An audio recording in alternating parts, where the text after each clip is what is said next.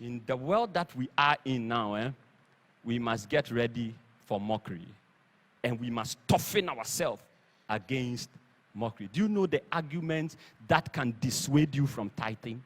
Do you know the colorful argument that can dissuade you from going to all nights? Do you know the colorful argument that can dissuade you from following the prophetic? It's called mockings. And very soon we're going to be having cruel mockings. Then that one will lead to scourgings. Scourgings near ma.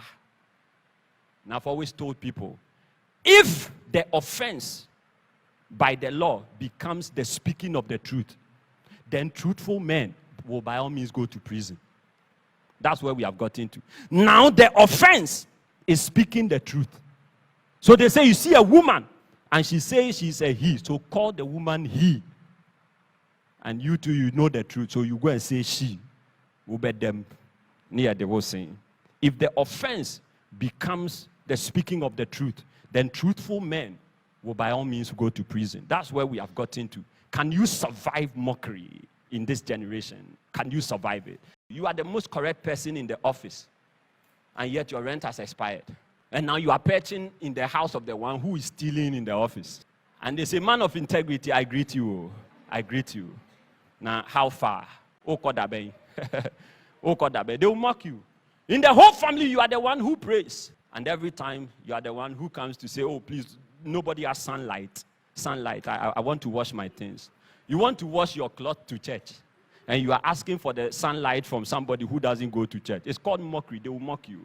Yeah. You know how many times you'll be making quotations of scripture when you have symptoms of infirmity in your body? I shall not die, but live to declare the works of the Lord. Now, for communion, no one knows you. You think it's easy? It's not easy. It's called mockery. The devil mocks. He mocks by bringing adversity. And then number two, he mocks by skewing the truth and making it colorful. Mocking is in dimensions. One form is that he would desensitize you about the seriousness of the matter. Life is strategy. Life is strategy. Business. They will mock, they will mock the sacred things of your life. Oba, was this a fine girl like you? Sorry, I'm keeping myself. Virginity ain't your love. They play the unholy jest about the things. So full-blown abomination. They say, but if a man loves a man, what? If a man is making love to another man, does he put the light off in your house? It's called mocking. Unholy jesting about abomination. Obi that one need them one say Emma will light off. Send off. If a woman is having intimacy with a woman, does it dirty the sea? It doesn't dirty the sea. So they make unholy jesting about sacred things. And woe betide you if you buy it. The next dimension of mockery is called cruel mockings. That is the introduction to scourgings. In Hebrews chapter 11, he says, and what more shall I say?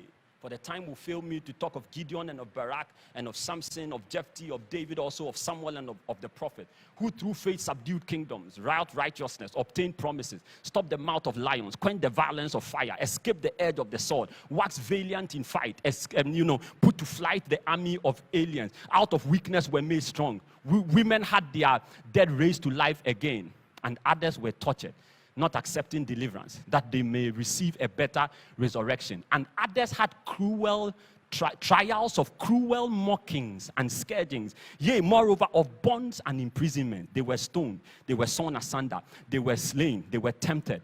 They were afflicted. They wandered about in sheepskins and goatskins, being destitute, afflicted, tormented. They wandered in desert, in mountains, in dens and caves of the earth, of whom the world was not worthy. And these all, having obtained a good report through faith, obtained not the promises. God, having designed about us, should not be made perfect.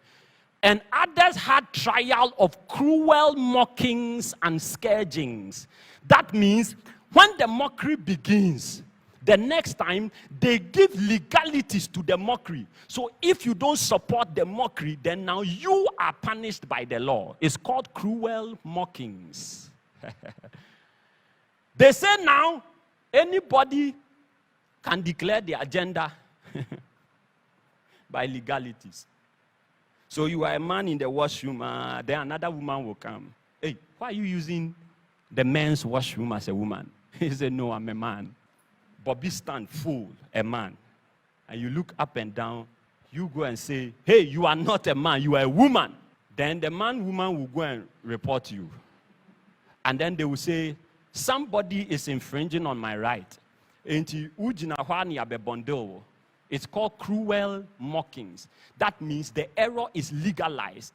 And to speak against the error is an offense that will be punished. Cruel mockings. It starts as mockery. It ends as cruel mockings.